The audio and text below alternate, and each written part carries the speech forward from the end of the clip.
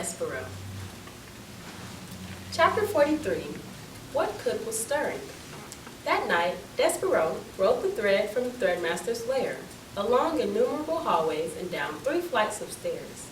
Reader, allow me to put this in perspective for you. Your average house mouse, or castle mouse if you will, weighs somewhere in the neighborhood of 4 ounces. Despereaux, as you well know, was in no way average. In fact, he was so incredibly small that he weighed about half of what average mouse weighs, 2 ounces. That is all. Think about it. He was nothing but 2 ounces of mouse, pushing a spool of thread that weighed almost as much as he did. Honestly, reader, what do you think the chances are of such a small mouse succeeding in his quest? Zip. Zero. Nada. Goose eggs. But you must.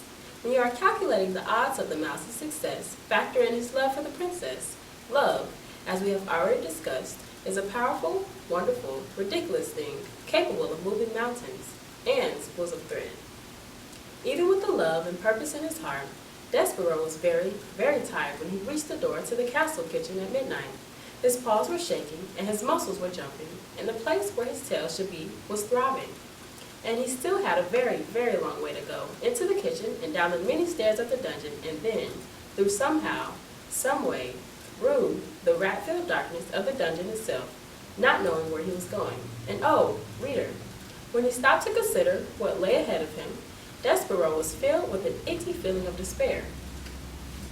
He leaned his head against the spool of thread, and he smelled celery there, and he thought of Hovis, and how Hovis seemed to believe in him and his quest.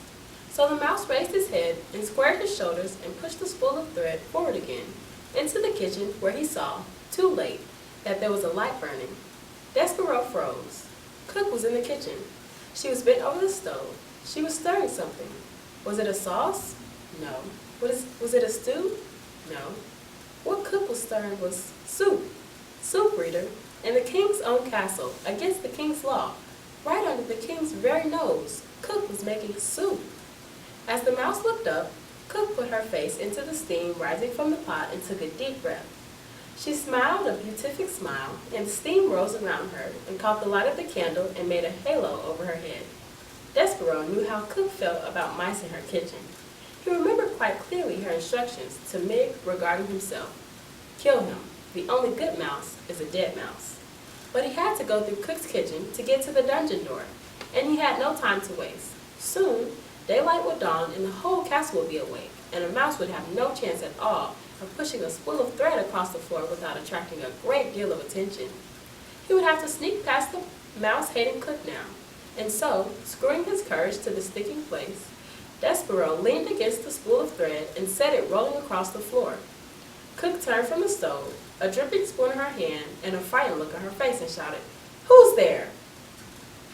And that was chapter 43.